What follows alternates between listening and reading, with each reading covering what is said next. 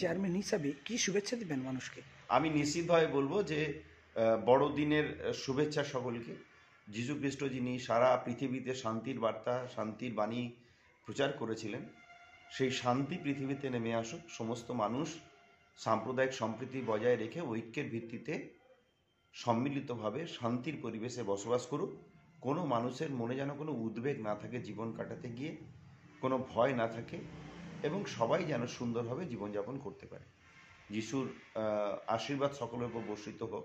সকলের